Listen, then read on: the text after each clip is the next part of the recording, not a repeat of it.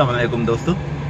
अज कहीं कम सांगे किथे वञा पियो, रस्ते में कुछ अहिड़ियूं हालतूं ॾिठियूं, अहिड़ियूं सिचुएशन्स ॾिठियूं जो मुंहिंजे ज़हन में हिकु मौज़ू अची वियो।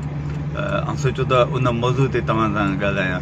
जी तव्हां अधु पंधु त करे आयो आहियां, अधु पंधु अञा बचे थो, पर उन अधु पंधु खे काराइतो बनाइण लाइ मूं सोचियो तव्हां सां कुझु ॻाल्हियूं करियां।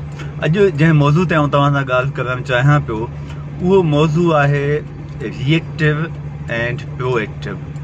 ॿ हिकिड़ियूं अप्रोचिस आहिनि, हिकु रिएक्टिव अप्रोच आहे, ॿी आहे प्रोएक्टिव अप्रोच। रिएक्टिव अप्रोच में ईअं थींदो आहे त को बि अमल थी वञे या को अहिड़ो एक्शन थिए, को अहिड़ो डिज़ास्टर अचे, को बि प्रॉब्लम थिए, को बि अमल थिए, उन खां पोइ असां पंहिंजो रिएक्शन ॾियूं, पंहिंजो रद्द अमल ॾियूं।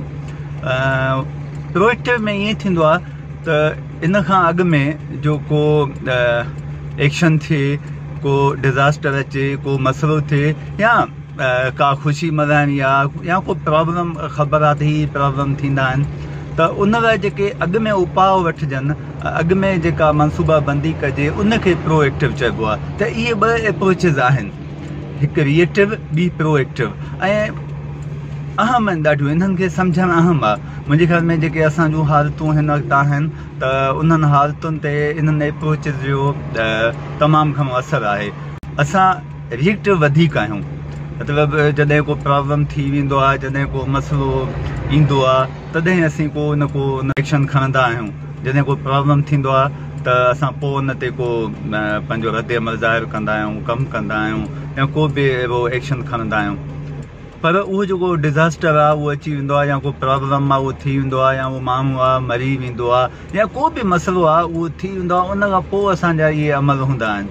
जॾहिं त थियणु ईअं घुरिजे त उन मसइले खां अॻु में ई असांखे उनजा उपाउ वठणु घुरिजनि। त इन मौज़ू ते आउं तव्हां सां ॻाल्हायां पियो। दुनिया जूं जेके तरक़ी याफ़्ता क़ौमूं आहिनि उहे प्रोएक्टिव आहिनि, या तरक़ी याफ़्ता जेके ब्लॉक आहिनि, तरक़ी याफ़्ता जेके समाज आहिनि, उहे प्रोएक्टिव आहिनि। उहे को बि मसइलो थियण खां अॻु में रिथाबंदी कंदा आहिनि, या कंहिं बि तरक़ी लाइ हू रिथाबंदी कंदा आहिनि। ईअं न त बसि पाण ई थी वेंदो, ॾिठो वेंदो, पोइ जेको थियो ॾिठो वेंदो। इहा रिएक्टिव सोच हुननि जी न आहे, बल्कि हुननि जी प्रोएक्टिव सोच आहे त हाणे ही इलेक्शन थिया आहिनि, हाणे बारिशुनि जी मौसम आहे, या इवन नौजवान मूंखे नौकिरी वठणी आहे, मूंखे तालीम वठणी आहे, त उन खां अॻु में हू उपाउ वठंदा आहिनि ऐं रिथाबंदियूं कंदा आहिनि। पर असां सां बदकिस्मती सां ईअं न आहे। असांजी क़ौम सां, असांजे समाज सां, असांजे इदारनि सां, असांजे हुकूमतनि सां ईअं न आहे।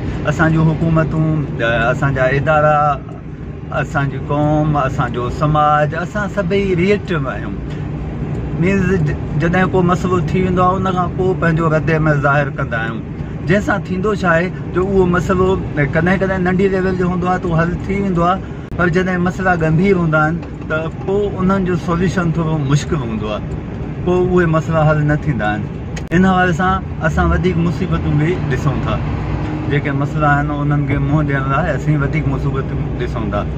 हाणे असां वटि जेको शागिर्द तबिको आहे उहो बि अक्सर रिएक्टिव हूंदो आहे। हू पढ़ंदो आहे, हुनखे ख़बर न आहे त हाणे अॻिते करिणो छा आहे, बसि उहो इहो चवंदा त ठीकु आहे डिग्री मिली त पोइ ॾिसंदासीं। हाणे जेको ॾिसंदासीं टर्म आहे, लफ़्ज़ आहे, इहो रिएक्टिव आहे।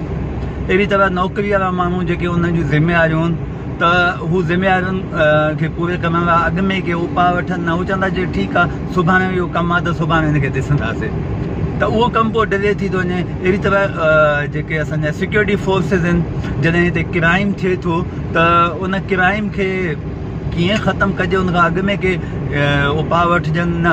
पोइ क्राइम जॾहिं वधी वञे थो, मीडिया ते उन्हनि जा घणा चर्चा हलनि था, घणियूं ॻाल्हियूं थियनि थियूं, त पोइ उहे एक्शन खणंदा। इन जो मतिलबु थियो त उहे बि रिएक्टिव आहिनि। हुकूमतूं आहिनि उहे बि रिएक्टिव आहिनि, का मनसूबा बंदी न आहे, के उपाउ नथा वठनि। पोइ जॾहिं उहे मसइला अची था वञनि, डिज़ास्टर थियनि था, या ॿिया कहिड़ा प्रॉब्लम अची था वञनि, त पोइ उहे एक्शन खणंदा। इवन अलाए केतिरनि इदारनि में अपॉइंटमेंट लाइ बि हुनखे ख़बर आहे त कंहिं माण्हू जो हाणे जेके मैनेजमेंट जूं पोस्टूं हूंदियूं आहिनि, टेन्योर हिन तारीख़ ते ख़तमु थियण वारो आहे, त उन खां अॻु में ई को बंदोबस्तु कजे न। पोइ जॾहिं ख़तमु थींदो उन खां पोइ हुनखे एक्सटेंशन ॾींदा, ऐं पोइ जेको आहे उन ते को एक्शन खणंदा। त अहिड़ी तरह हर शोबे में असां रिएक्टिव आहियूं।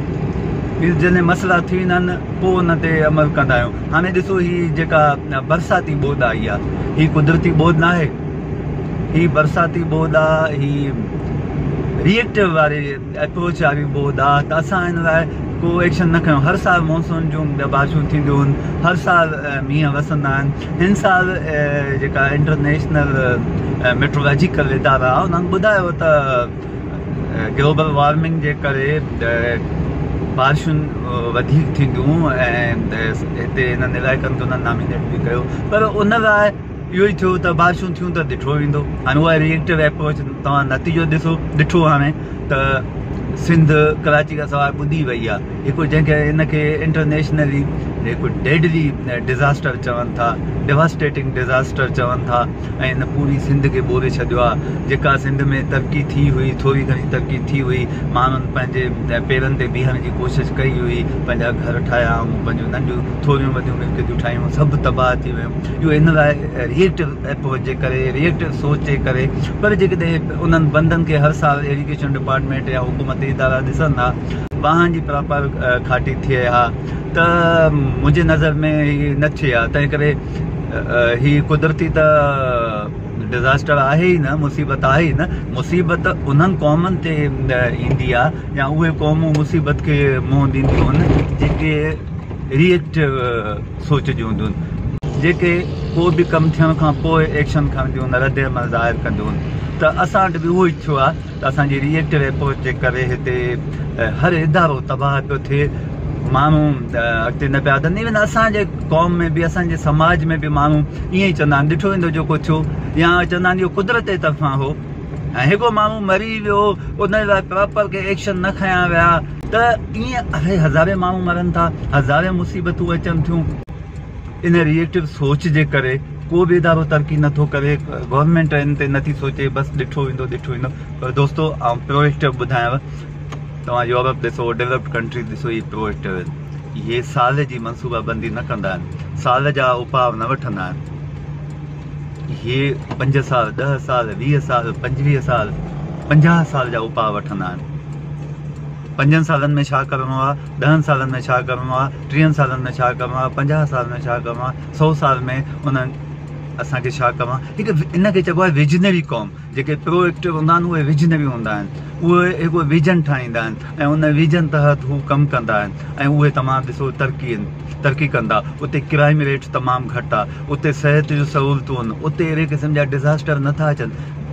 डिज़ास्टर रुॻो असांजे मुल्कनि में छो था अचनि।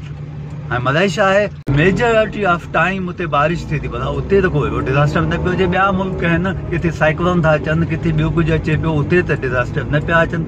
उते त माण्हू बेरोज़गार एॾो न पिया रहनि, उते त सिहत जा मसइला बि न आहिनि, उते ॿिया के मसइला न आहिनि।